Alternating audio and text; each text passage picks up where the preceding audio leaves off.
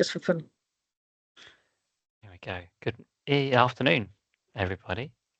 Welcome to this webinar. I hope you can hear me okay.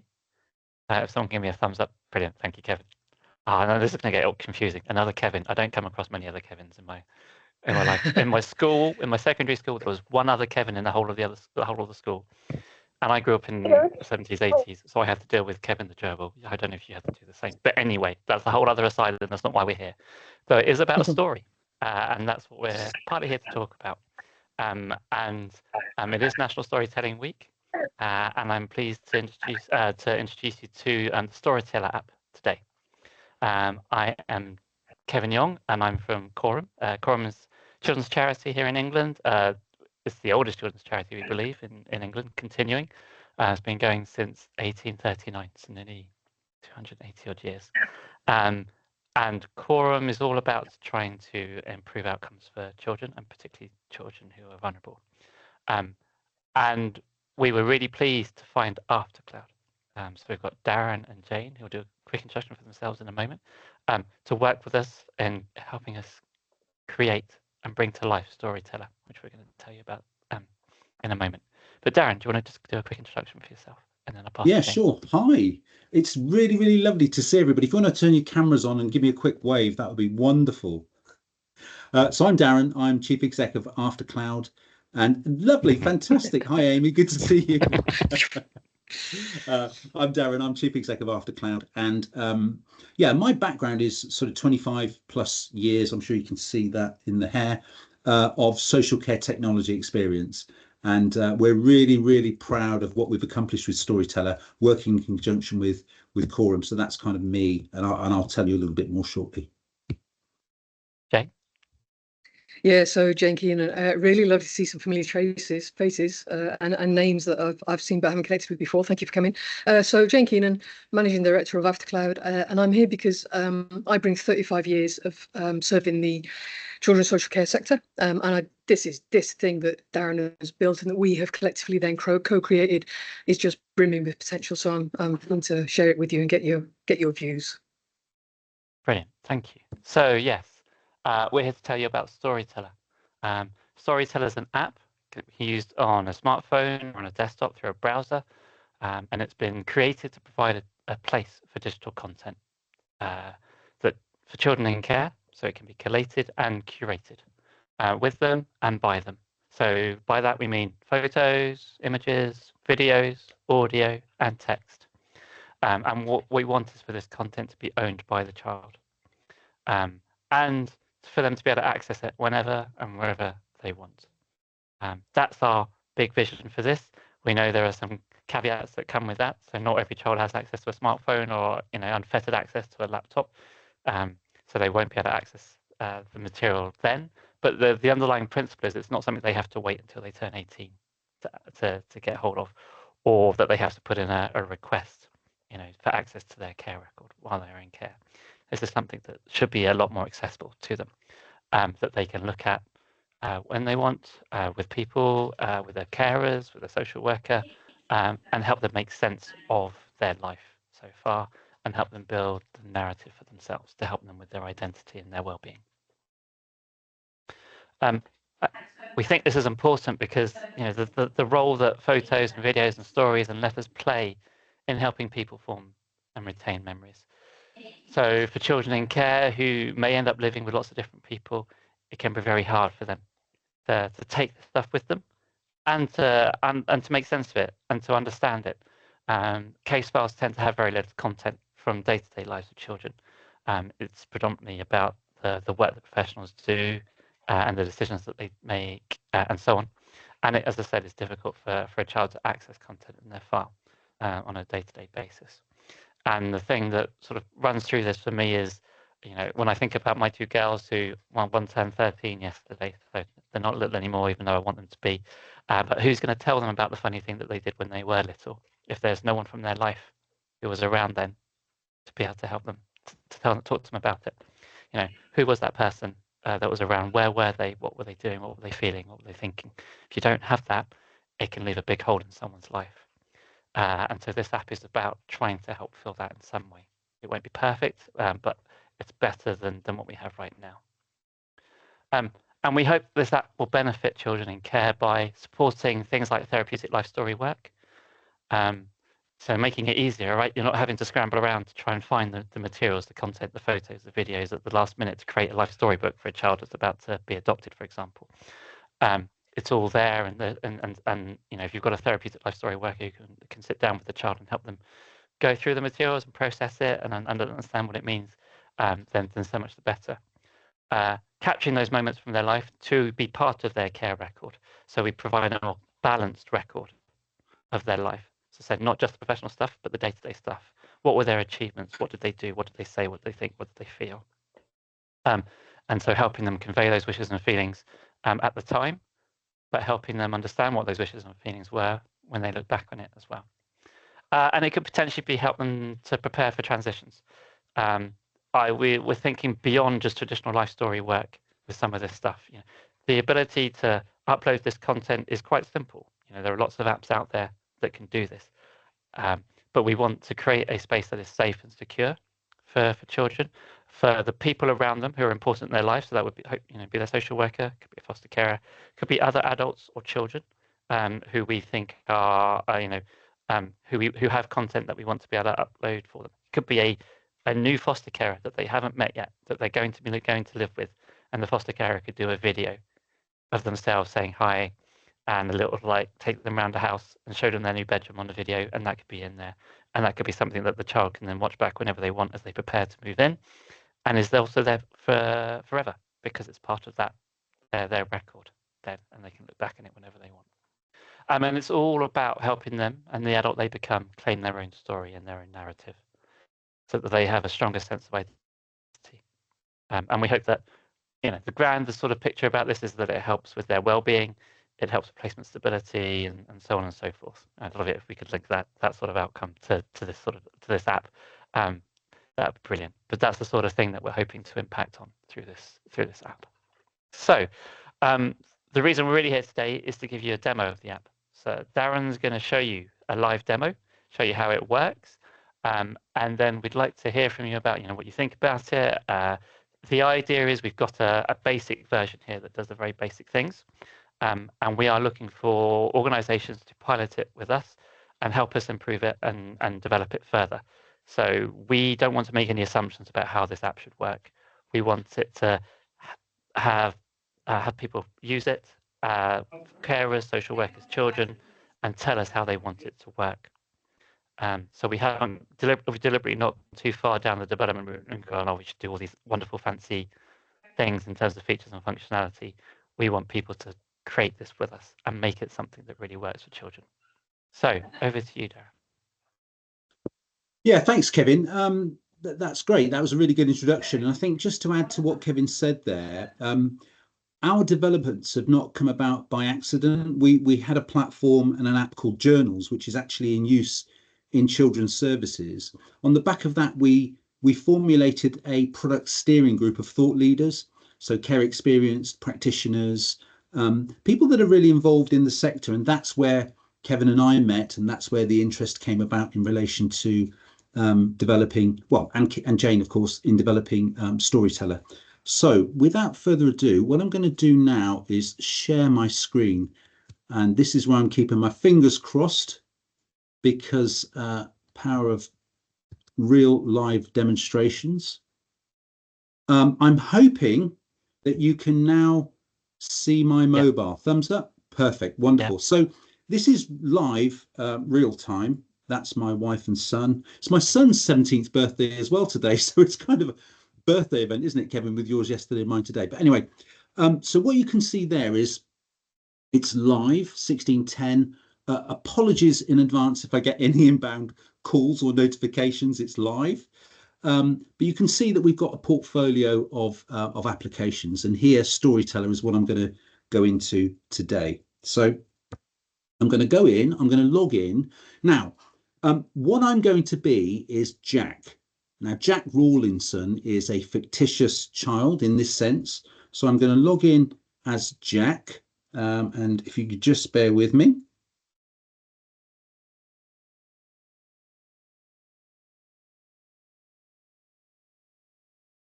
One of the things to say here is that Jack has a username. We wanted to build this without the need for an email address, because most children, particularly younger children, don't have an email address. And so it's possible for them to have an account with a username, and their social worker, if they ever forgot their email address, could help them log back in just with their username and a one-time sort of generated passcode at the time. And once they log in again, they could reset their password and so on. Yeah. So I've logged in as Jack, and you can see we've got Jack logged in there. Jack Rawlinson, unique ID there for Jack, which is actually what we registered Jack as. So as Kevin mentioned, there's no email address for Jack. It's just username and password. And if I click onto Jack's journey, you can see that we have what we call chapters and timelines within those, and then moments within that. So here you can see that I can go back to 2023, living with the Archers, and it tells me that Jack's been placed with foster parents John and Jill Archer. John's a retired teacher, X, Y, and Z. And then we've got some information. So this is images, letters, video, audio. It can add anything that you like as a practitioner, as a foster carer, or even in this instance as a child. So here we've got meeting Archers for the very first time, and we can see Jack there with his comfort case meeting John and Jill Archer. We've got some first thoughts that he's got. I just wanted to record my first thoughts about the Archers. They're really cool. They've created a really nice bedroom for me and put posters on the wall of my favourite band. And there you can see the poster on the wall of his favourite band that he's captured as well. So little things that we can capture over a period. And if we go back to the moments, here's another entry where he's had a day at the beach. And again, we're capturing content. Favorite bit of the day.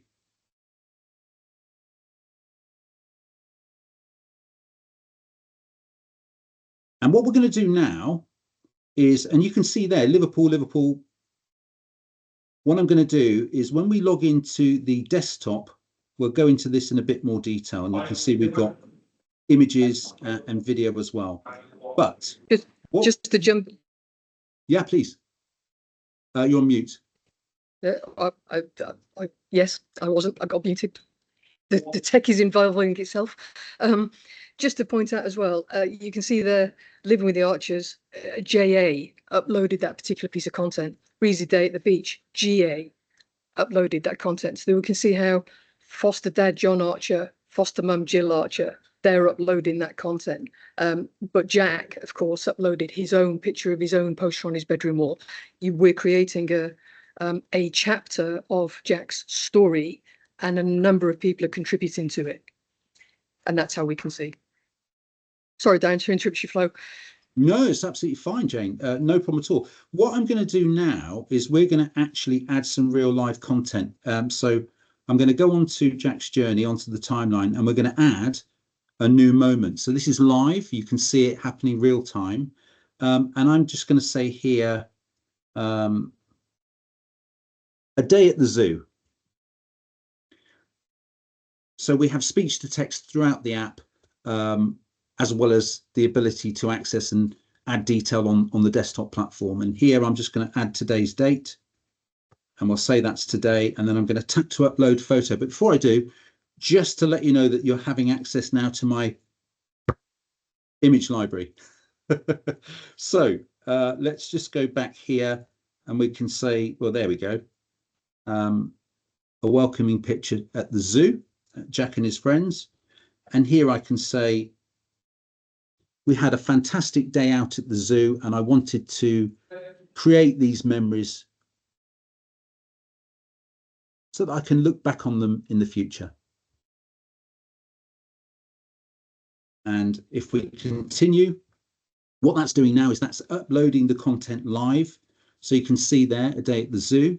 And what I can now do is if I click into that chapter, I can add moments, and it tells you this moment doesn't have any content yet. So let's add some. So here I could add some text, and I could say, My thoughts at the zoo. I saw some monkeys, lions, chimpanzees, and the gorillas. It was really fantastic. So we've added a little bit of content there. My thoughts at the zoo. We can add some more photos if we so wish. And I could say a picture of a lion. And again, I'm going to go in and I'm going to add the picture I have here of a lion. And I can say, look at this fantastic picture of a lion that I took with my new camera. So we're trying to keep it really, really simple and really, really easy for the child, for the practitioners, for the carers, for the foster parents, anybody really who is important to the child. So that team around the child effectively can use both the app or the desktop platform. In terms of audio, what I'm going to do, I'm going to put you on the spot, if I may, Jane, and I'm going to capture your audio. So I'm going to say, this is Jane. Now, if I give you a 3-second countdown, would that be okay? And then you could say anything you like. 3, 2, 1. And I'm delighted to say that I am not on mute right now. The laptop is working with me instead of against me. Fantastic. Thanks very much, Jane. So that's just audio I've captured, obviously, through the internet. And I can say here, this is Jane Keenan recording her voice on the 4th of February, 2025. So again, it has learned behavior, so it will start to learn your voice as well. And what you can see there, very, very quickly, we've got my thoughts at the zoo, a picture of a lion. This is Jane as an audio, and we can add short videos as well. We've limited videos to 6 meg, but I want to show you that on the platform. So that really is just a really quick whistle stop of how we curate moments within a chapter within Storyteller. And I'm going to pause there. I'm going to stop sharing. And what I'm going to now do is put my mobile on silent, and it can't interrupt me. Now, what I'd love to do now is log in. Let's just have a look at this. So I'm going to share my screen once again. Only this time. And again, quick thumbs up if you can see my screen. Yeah, that's cool. Perfect. Okay, so this is the platform. So Storyteller. Again, we're accessing it this time from the desktop. I'm going to log in initially as an organizational admin, just to show you quickly in terms of navigation. What I'm then going to do is log out and log back in as, in this instance, a story admin. So I'm going to log back in as Jake Archer in this sense, one of the foster parents. So just so that you know that when you log in, it's your credentials. You only have to log in once. So let's just quickly log in as org admin.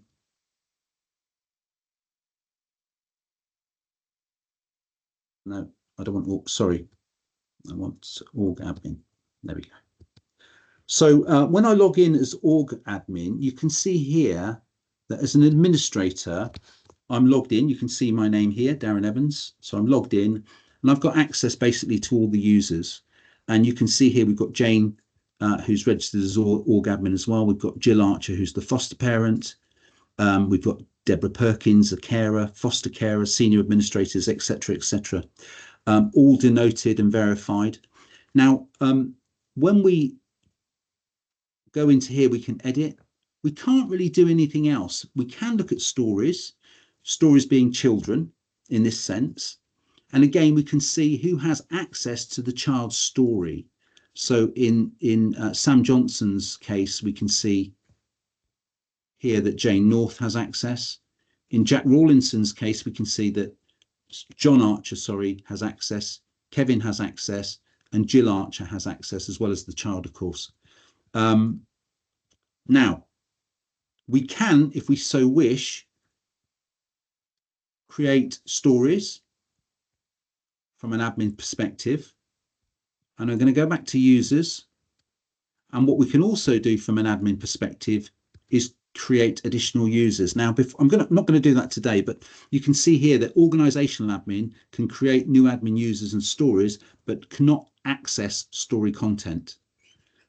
Story admins can moderate a story, its content and users if they are set as a story manager. And again, we would train you on this. It's absolutely not rocket science. We kept it very, very simple and easy to administer and to manage. Okay, I'm going to log out. Only this time I'm going to log in as John Archer. So I'm logging in this time as the foster parent in this instance. So you can see I'm logged in. I beg your pardon.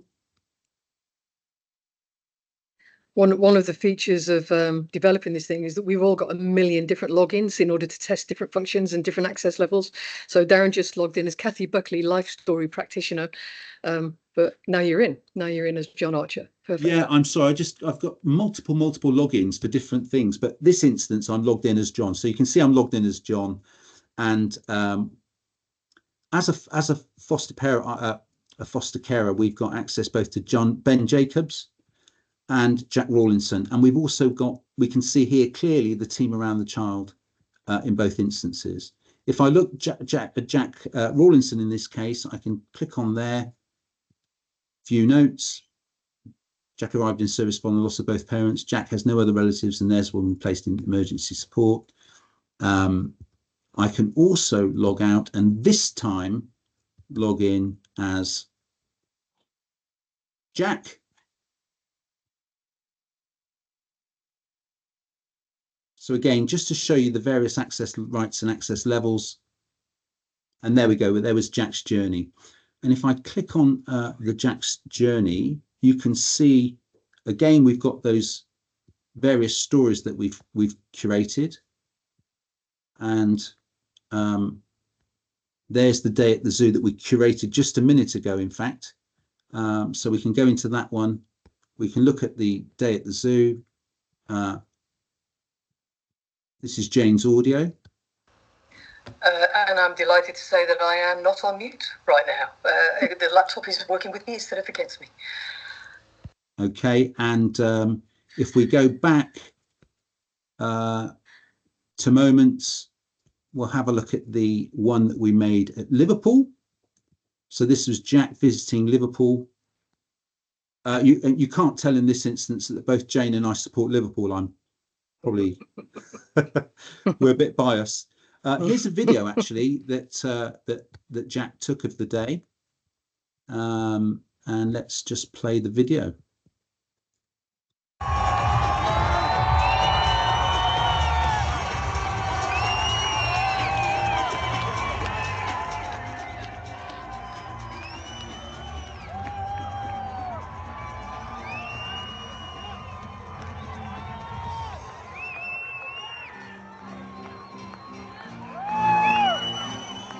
Okay, please don't count that against us if you're not a Liverpool supporter and you perhaps support Everton.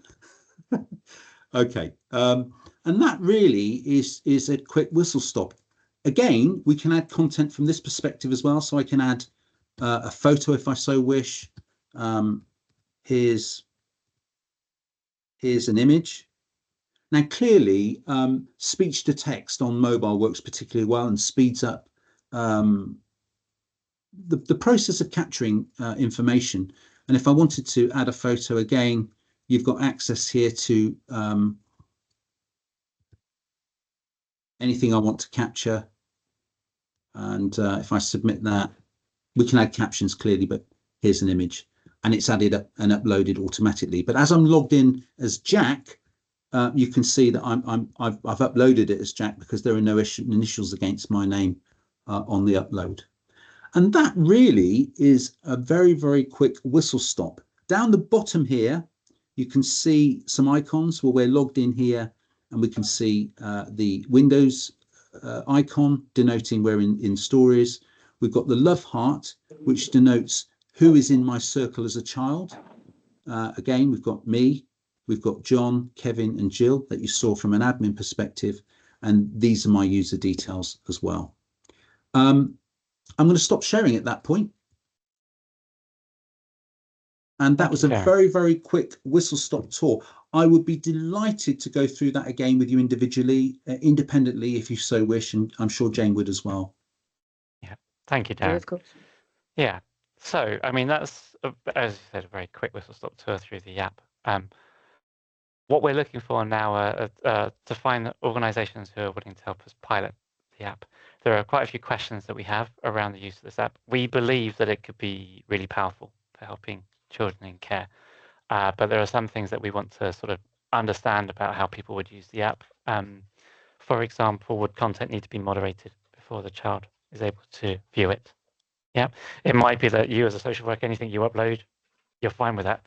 You might be fine with everything that the foster carer uploads. But if there are other people who you give access to be able to upload content, would you want to moderate that? And then if that's the case, how much additional work does that create? For example, if this app is as accessible as we want it to be, we're all taking, lots of photos and videos and so on our phones all day long.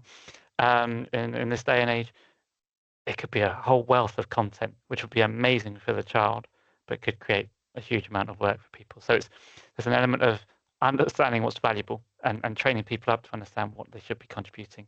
Not just the child, but the people around the child that are given that access. So we want to explore that and explore what other features might be useful to have in this. One thing that isn't there yet, but we want to be able to add is the ability to pick and choose particular content that's been uploaded and create that into a story. So you might say, right, I'm going to pick these dates, these moments, and I'm going to turn that into a mini life story. We think that could be really powerful. Potentially the ability for the child to record stuff that's private to them, so no one else can see. At the moment, if you're the social worker and the foster carer, you can see everything that's in there that's been uploaded, regardless of who's uploaded it. And we think that's important for a safeguarding point of view. But a child will keep a diary potentially. Maybe they don't in this day and age, I don't know. But they might want to keep their private thoughts, and it won't go anywhere else. And the child can't share anything with anyone within this app, apart from, as I said, the social worker and the foster carer. So it's secure. It's not social media in the way that works. There might be things that you might say, actually, this is good content. I want the child to be able to access this, but not now. So do we look at creating a time lock on content? You might say, I've got it now. I don't want to have to remember to upload it in 5 years' time. I want to be able to upload it now and say, make this available to the child when they turn 16 or 18 or whatever. Something like that could be really useful, because the idea is you want people to be able to upload the content as and when they have it, not try and remember to upload something from several years ago, because chances are they'll forget, they won't go back to it. So how do we facilitate that for people to make sure that when children do want to access their content and it's appropriate for them to do so, they can do. And we want to understand, we've engaged with care experienced people, but as adults in working this through, we haven't engaged with children and young people in care right now, and we'd like to get their thoughts and their input into this. There's a question in my mind about how much particularly teenagers would use the app. If it's not cool, if it's not whatever the cool thing is of the day in terms of apps right now, does it matter? If the people around them are uploading content, will they be grateful and thankful and appreciate it when they are old enough to go back and actually say, yep, I want to access this and I want to look at this stuff? Whereas as a teenager, they may be like, I'm busy. I've got more important things to do with my time right now. So it's not necessarily a bad thing if a child or a young person doesn't engage with it there and then. Obviously, we'd like them to. We'd like them to be able to look at the content whenever they want and to be able to process that and understand it. But if they don't want to, I wouldn't say it was a disaster potentially. But we want to explore that with people and see what they think as well. So a pilot would give your children in your organisation, your staff, their carers, early access to the app and the opportunity to influence its development path. Actually, I can share the slides. Sorry. Yeah, I think from our perspective, it's really, really important that we collaborate and co-produce Our development board is huge. I mean, we've already been given feedback from the work that we've already done and undertaken, notwithstanding that our our support group, our wider steering group of thought leaders has been given their advice really and input over the course of the past year, 18 months to our ongoing developments. So we do have a lot of information on our development board, but we'd rather it be co-developed Help us practically. prioritize. Yeah, exactly. Yeah, exactly that. So we've got 2 pilot offers at the moment. So one is a shorter pilot, 3 months, £1,000 to participate plus VAT, and then you can have as many children and as many users as you want during the pilot. But after the pilot ends, it would be £4 per month per child. There's a 6-month option as well, £2,000 to participate, but then a £3.50 per month per child cost. For both of those models, if you have more than 500 active children, active child users, then actually the cost would go down to £2.50 a month. If you're at that sort of scale, the economies of scale of supporting an app and making it work for people, we can make that offer in terms of the cost there as well. So that's where we're at. Would love to hear your thoughts about the app, the potential it might have, the concerns you might have as well, because that helps us improve it. So yeah, any questions or comments? I've just got one other statement to make, and that is that as an organisation, we've been paired with a senior government scientific advisor from the Alan Turing Institute related to our work with AI. Now, we're not doing that in Storyteller per se today. We're applying AI in other aspects of the business. But I think going forward, we want to think about efficacy and how we utilize AI in the best possible way as well for the benefit of children, including a storytelling prompt potentially. Any questions? Yeah, Paulette, and then Kevin, and then Deb. Hi, just a quick one. 2 things came to mind, especially when you talk about teenagers. We can get very angry. We can say things we regret, but we will want to write it somewhere, or we will need to say it somewhere. Giving them the tool to be able to voice those emotions as they're happening, and then go back retrospectively and go, do you know, I'll just delete that because it's okay. I'm over it now, or it was something daft, is actually a really great way for them to have the emotional intelligence to understand that. So I thought that was quite a relevant thing, that they've got that voice ability to just, press it and say what they're feeling. But what's the first thought that came to mind? And the second one was, when you bear in mind ancestry, the average age is about 45, right? So teenagers might want to look at this when they're 18, 19, 20. But if people are putting information in the Pandora's box for them to open, at least there's one place, it's all there and they can access it. And I think that is worth everything. I think that's worth the world to a child. So even if they don't engage because they're going through their teenage angst and all they want to do is, whatever, we don't want them to put bad things in there. So let's leave that to the people around them to put the positive stuff in the box, so that when they do look back, it is something that is magical, because I think this is magical. I really do. Oh, thank you. So I really think it will have huge engagement.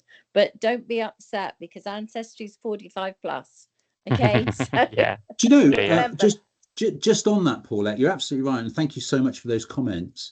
Someone mentioned to me just last week, that with Ancestry, we're always putting breadcrumbs together. It's a sort of breadcrumb trail of what has happened. Whereas, we've got now the largest digital footprint ever in history, our generation. And I say our generation in its widest context, but we have the capacity to have the full loaf. We no longer need that breadcrumb trail, so we have the capacity now to record and store in a central repository. And And yeah, we'd look to be that Yeah. selected, chosen provider of choice, if that makes sense. Absolutely. And you have the opportunity to be able to deliver something that no one else can. You know, my mum used to have books and she'd thumb through it. You know, she would spend hours on that damn thing. And one week we'd be Jewish, the next week we were Russian. You know, we never knew where we were from one week to the next, wherever she'd found that her notes had taken her. So this is a real place of, I called it a Pandora's box, and I really think it's a Pandora's box of goodness. And that's how you should see it. Brilliant. Thank you. Well one done. thing to say on the ability to delete something. One of the things we don't want them to be able to do is delete something in anger that they regret later. The whole sort of, you've broken up with a partner and you've gone home and you've burnt their photos or whatever it might be, right? So we don't want that to happen either. So we have to find that balance of how do we make sure that they don't do something that they live to regret later, but fine, if there's something that is just not worth keeping and it should be deleted, that they can do that too. It's going to be an interesting way to figure out how we manage that for just on children. that point, actually, Kevin, you're right. We've built in a mechanism at the moment whereby they have the ability to delete, but it won't actually be deleted. It will be moderated as such. I think that's really, really important. Yeah. Kevin, and then Deb and Caroline. Yeah, thank you. So first of all, yeah, great presentation. Very excited about the possibilities here. We'll definitely be an organisation. I know we're having some discussions already about some pilot with our teenagers. Got my colleague Marie on the call, also kind of listening in. There were loads of thoughts and questions that that jumped off for me. So I understand. So I'm getting the language and the concept right. Chapters, so stories, and then chapters within, and then moments within. Those are the layers. So I'm thinking of operational context, busy residential therapeutic community, multiple people involved, multiple staff team and therapists and teachers. There could be 30 or 40 people in that kind of context that could be potentially uploading or contributing. What's the logistical management of that in terms of the app? Do there need to be some, in our sort of context, would there be some defined users that would funnel content through? One thought or question. The other would be, if you've got multiple people that have the ability to create content, I'm thinking about stories becoming chapters becoming fragmented, in terms of a user going on, a staff member going on, and then it may be inadvertently creating something that from the child's perspective should be under a particular chapter, but a staff member has called it something else, and how might those things get tied together? So these are not for answering now. This is just stream of consciousness stuff. There was something else on the kind of contracting part, a more practical thing. So we're a residential service and we support this, and then we're into that kind of subscription model for the child. What happens at the point when the child is moving on from us? So what might these be things that we need to think about with local authorities, so that's where I don't know. That was just a kind of, how do you maintain that continuity of the contractual arrangement in the background to keep it funded? So yeah, there was all kinds of stuff, but very, very excited. I can think of individual boys in our service now that would really, really engage with something like this. Fantastic. Thank you. Can I oh, sorry, go on, Kevin. I was going to say, so there's a couple of things just in response. I know you didn't want answers for all of that just now, but one of the things that you can do is export the content. So you can, there'll be an option to be able to download the stuff to a zip file, and it'll be out of this. You'll have that you'll have to find somewhere to store it, but it'll be there, so it could get moved to the saved in the child's record if they've got the space on your Liquid Logic or Mosaic system or whichever one. So you'll have that ability. One of the things we've got into this, and the reason Quorum partnered with Aftercloud on this is that longevity. Aftercloud is an existing organization that has similar products, and so has already thought about the fact that people will want to access this content for a very long time, for years to come, not just when they are to the point of 18 and take it out. And so we wanted to find an organisation that was also committed and had the sort of stability to give us that confidence. You can never predict the future. You never quite know what's going to happen. But it was important to us that we gave ourselves as good a chance as any that this stuff is precious. We don't want to give this to children and young people in care, which a lot of them don't have right now, and for them to lose it at some point in the future. That would probably do a lot more harm than good in terms of what we're trying to achieve here. So we've got to be mindful of all that sort of stuff as well, and think about how in all of this we are child-centered and not and don't do any harm to the child. If I could just pick up on one, sorry, Kevin, go on. It was one very other quick thing that I didn't say earlier, and that was about again thinking about practical application, particularly in residential care. Permissions in terms of other people being in photos and videos. So a lot of the stuff that I see on our internal communications, I have the joy of seeing lots of photos most days of kids out doing things with staff and with other children in various subgroups and combinations. What might be the GDPR consent issues have been able to store, this is me as a young person that's the subject of or the owner of the story, but I'm out for a birthday meal with 4 other children who I happen to live with, which we know from our own experience in the literature. Those are really important relationships, even if they're only for a relatively short period of time of a child's life. So questions about ownership and so we're permission. talking to the got a good relationship with the ICO around this sort of stuff, because this stuff is for private use. It's not for public consumption and all that sort of stuff. Actually, they don't really have the concern around that aspect, right? These children already know, they spent a day with them or whatever. They already know these children. They know what they look like. They know their names. It's not that you're revealing new information, personal, sensitive information, through having this content in the app. So the ICO, when I talked to them about this, they thought this was a wonderful idea, and actually they weren't that concerned about that sort of privacy and GDPR element because of that.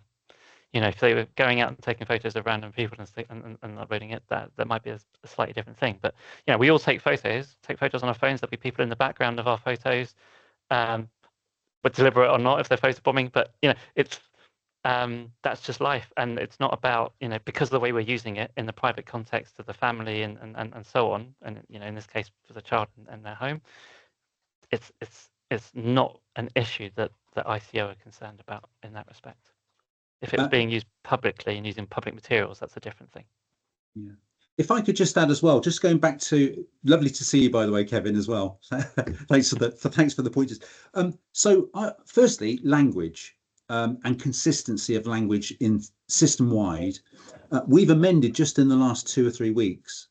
And what we'll also do, nothing's set in stone, it's not rigid.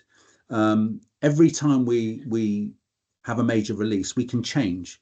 So in terms of chapters and moments within the chapter and stories, and we've tried to go along the lines of a flow from storytelling, essentially, for the child, but things can be changed. So if cumulatively as a group, as a steering group, and clearly people that are in organizations and people that are involved in the pilots would hopefully form part of that steering group as well, that cooperational piece, we have the ability to change things. So that's the first thing I just wanted to say.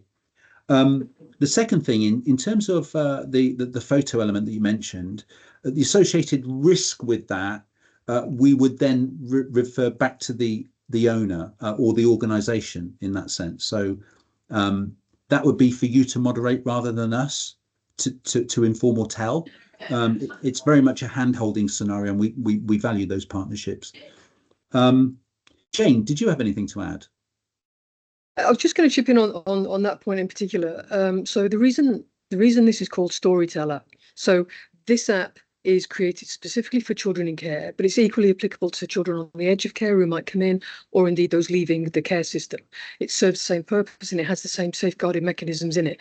But the reason it's called Storyteller is because we really want, and something I'm particularly keen on, is let's capture the story for the child that includes their own voice wherever possible if they want to contribute. And of course, it's up to them. Let's make it appealing for them to do so, possible and easy for them to do so. Because of course, we know from care experienced adults, they go back to look at their care records and they can't find themselves.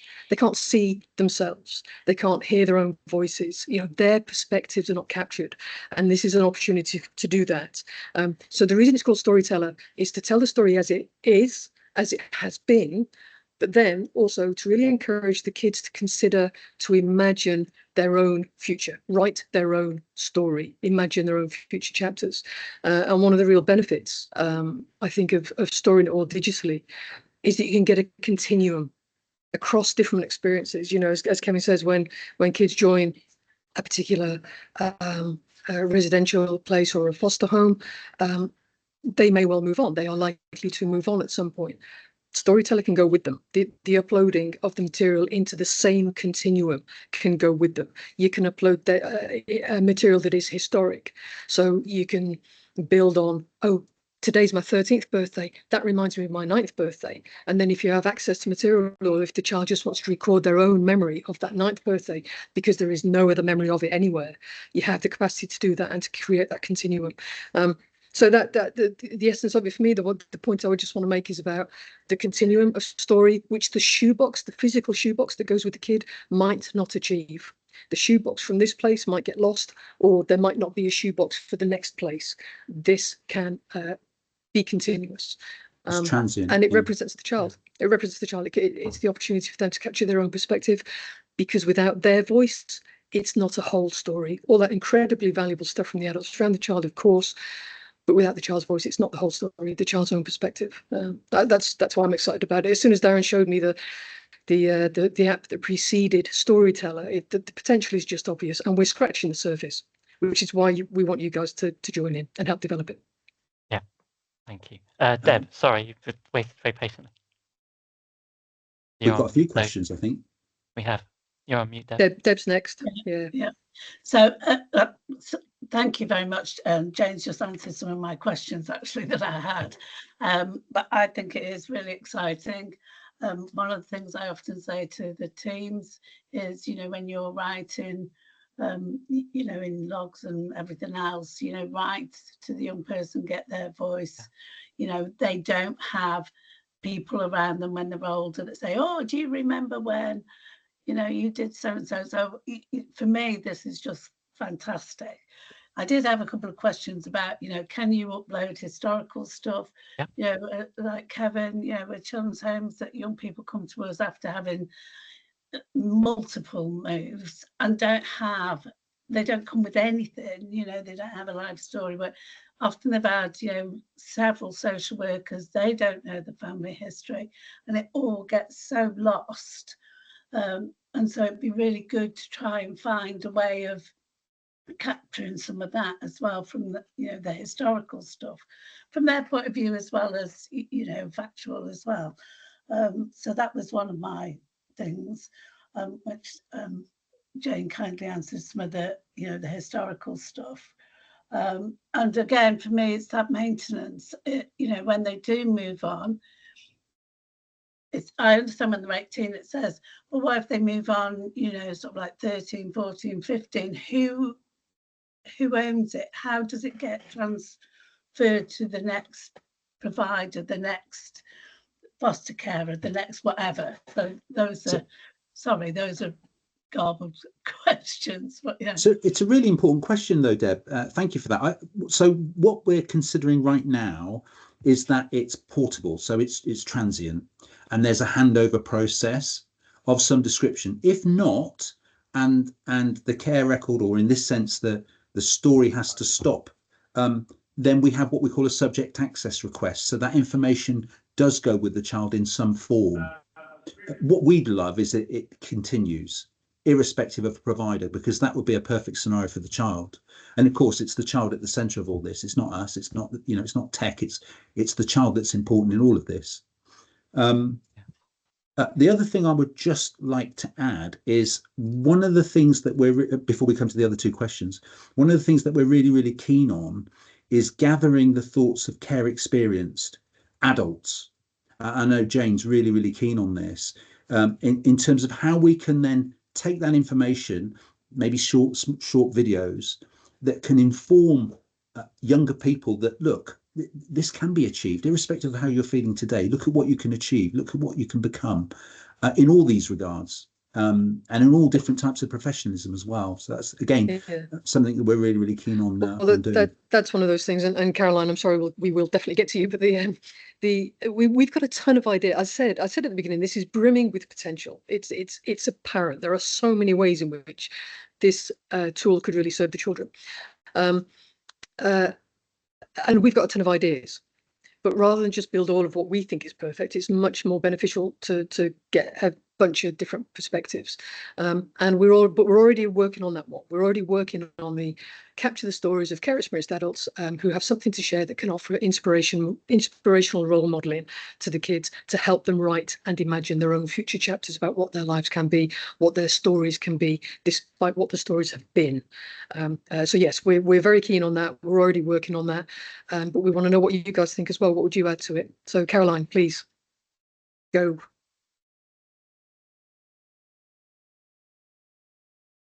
Oh, is Caroline frozen? Just. Oh, Just sorry. that big Can you moment. hear There we me? go. Back. You're We back. can hear you, Yeah. Caroline. Oh, I was just going to say that we'd met with you previously with a group of young people. So I don't know. Remember Elin? Our young people We joined couldn't us. Oh, see Yeah, that you. was yeah, yeah. fantastic. Yes, We could yeah, hardly see Takeover you, day. Caroline. You were on the edge. yeah. I was on the edge, but yeah. So It was a takeover day where the children it were in was. charge. Yeah, it was Yeah. fantastic. Yeah. Yeah. Mm. And they really like the concept. But yeah, what was positive, I think, about the young people being there with us was that they came up with lots of questions when we talked about it afterwards.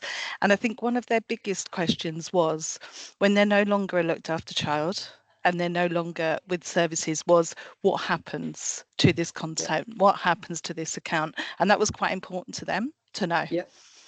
So, It's important to us too. It Yeah. really is important to us. Yeah. So one of the things is that we really want it to be transient, and Aftercloud per se works in both children's and adult services. So there is this sort of portability to it as well. When they become adults, they might take ownership themselves. And can continue to curate their life story, because it doesn't stop at 18 or 21 or 25. It's a continuum. So I'm Darren. I'm just going to jump in because sorry, you were mid-word. I'm not going to jump in on I was that. going to say, or alternatively, we have, as we say, the ability to have a subject access request where they can request their information and take ownership of it independently. Yeah. One of the things, so just to say on this, this isn't social media. It's not Facebook. We're not looking to generate income through advertising, and what Google and Facebook do. So we do have to charge. What we want to figure out is actually what makes sense, what's fair, and what can people afford. When they turn 18, in theory, they're adults. They might be able to pay for the account themselves, right? Some may struggle with that, and so we want to explore what options are there to help people with that as well. As I said, Quorum's coming at this from a point of view of being, as Darren and Jane are being child-centered first, and not giving them something to just take it away later. So in an ideal world, they could keep adding and keep growing the content, in the same place, rather than having to find another place to store it. But we need to explore how that's going to work. So one of the perspectives I wanted to add to this, because my involvement with this Aftercloud is not from a tech perspective. I am not the tech on this. I'm the 35 years of serving kids in our system. So I had that same question. We all do, but a kind of understanding for me was, we cannot possibly know what the tech is going to look like in 5 years, 10 years, 15 years, 20 years. When our 15-year-olds are 25, 35, 45, we cannot know what the system's going to be. There are people on the screen who, like me, remember when the floppy disk was state-of-the-art technology. Okay, so there is a point at which we could have downloaded material for one of our kids and put it on a floppy disk or on a flash drive. We could have done that to make sure that they at least have it, because then at least that's no worse than the shoebox. If they have a flash drive with their digital material on it, it's theirs. They can keep it. They never lose it. Same as a shoebox. But we want to achieve more than that. We want to achieve a greater security of access to that material, 25, 35, 45, 65 years old. But we can't know what that's going to look like at those times. Our commitment is to roll with it and figure it out as we go, and be really realistic and transparent about how it's going to work, how it's going to be funded, but we'll figure that out as we go. So again, really important to have these questions and points raised, because it'll help us prioritize, as Kevin said, help us prioritize how to get it right. But we, on the leaflets and so on, this is about helping the child to own their own story, claim their own narrative, and to keep it forever. So it's one of those things that we have to figure out. Yeah, I think also, Caroline, like you as an authority, the child's voice is important. So it's just as important to us as well that we take them on that journey. Yeah. And one of your kids, one of the things your kids particularly liked was, what? Unlimited data? You can upload unlimited? He asked it several times, and the answer was yes, all the way, each time. Yeah. Louise, you have your hand up. Hi, yes, I think this is fantastic, and a lot of children that we work with, more so the older children, which is why I've subscribed to coming on today. It's really hard to get them to engage even with a supervising social worker, never mind the local authority social worker, with changes in social workers, etc. So I think key in this and how to roll this out to children, in my opinion, and to communicate with them that, they can trust that adult again. And two things: it's great for them to write rather than speak, because a lot of them have already closed up, especially dependent on, the years that they've been in care. But I, from my view, working with organisations like the Vision up in Liverpool, Smash Life here in Shropshire, I know, Jane, all these different organisations that we've worked with in our small agency up in Stone in Staffordshire, a small independent fostering agency, is to really, it's like bringing on foster carers. You got to have someone that's walk the walk, talk the talk. Having them as a stopgap, they say, look, it's okay to use this app. Your information's private. You can have, not secret, but you can have your own stories to tell that aren't shared. But it's giving the child that power and that voice, and that's everything, because the child's voice hasn't been heard. Someone else has written that narrative, and using organisations like, the Vision, that do life story work, I think that's key, really. And it's going to need to probably start small, roll it out, but I think it's a great idea, especially the written form, because I've worked with a few children now that's come from residential, they've gone into foster care, they've heard adults, as we all know, tell them, you're not going anywhere, you're staying here, and that's the root of it, where they don't trust anymore. And by the time it comes to being teenagers, they ain't going to open up. I mean, they don't use apps that some of the local authorities use, apps where, share your feelings before the LAC review. The child doesn't open up. He kidding me? What's their ulterior motive here? But with this, the child takes ownership, and I like it. But it's how we get that message to the child, because if we don't get it from the get-go, that child isn't going to open up. So letter writing or sharing their chapters, how they want to share it, but also the foster parent, building that relationship where the foster parent gives those visuals of photographs or shares a message to the child where they tell them how much they mean to them. That's so slowly, patience and perseverance, that starts to seep in. And then the child will eventually maybe start to trust. So I think it's a great idea, and I'm all for it, but it's really not with the money as a small organisation to pay for the pilot. Sure. Thank you, Louise. That's really much appreciated. I just will add one other thing. Sorry, Jane. Really, really quickly, we were Innovators of the Year 2024 back in November. We won an award for our work in children's services, Innovator of the Year. Fantastic. But we want you to be the innovators. We want you as organisations to go out and win those awards for the work that you do. I'll plug our organisation, but we won Social Work Agency of the Year last year in Birmingham, and again, it's not just about it as an independent fostering agency, but we put the money back in therapeutic training and all that. I'm not here to plug the organisation I work for, but we are the real deal. Do you know what I mean? We go that extra mile, we do the extra work. We pick up the slack. But again, for me, it's really, in my role as operations manager, forget the title, but that's what it is. It's really about working for the child and going that extra mile. So, as I say, I've gone on to LinkedIn. I'm working with an organisation, the Vision, who, as I say, do life story work. They run all around the country. They work with Fatima Whitbread. They work with care experienced children who share that powerful story. And that's the connect, I think. That is the Smash Life, all these different organisations. Louise, I have to tell you,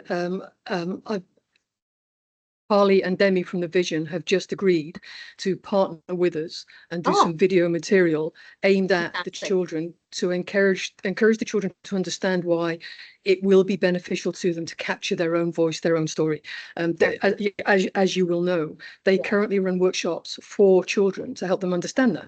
So we've got them coming to Penkridge, a hall that we've renovated. Sorry, I'm going to do one or two, but we've got them coming to do a conference with the children and the foster parents, and part of that is why I attended today, to see what you guys have got to say, to take it to my manager and say, look, let's consider this, because as our organization grows, I think it's, it's from the small little pockets. It doesn't have to be changing the system overnight. It's going to take time, but I think it's a great concept, and I'm all for it. And Carly's like a great visionary in it, just like her organization's called. Yeah, exactly. Sorry for ranting there. I think that was no, it's great. It's all good. good. We love it. Thank you, Louise. Okay. But at this time, we only asked you to give up an hour of your time this evening. So thank you all for joining. I have put an email address in the chat. If anyone is interested in piloting, you can contact us. It doesn't commit you to actually doing a pilot, but if you want to talk to us and explore a bit more about that, then just get in touch, and we'd be happy to have a conversation with you and really explore how this can benefit your organisation. But from Darren, Jane, and myself, thank you all for your time. I hope you found it really useful. Thank you for your input as well. We love this because it gives us so much food for thought about actually what's the right thing here and what's the potential here. So have a good evening. Enjoy your Tuesday evening, and hopefully we'll speak to you soon. We look forward to it. Thank you so much. Thank you all. Bye.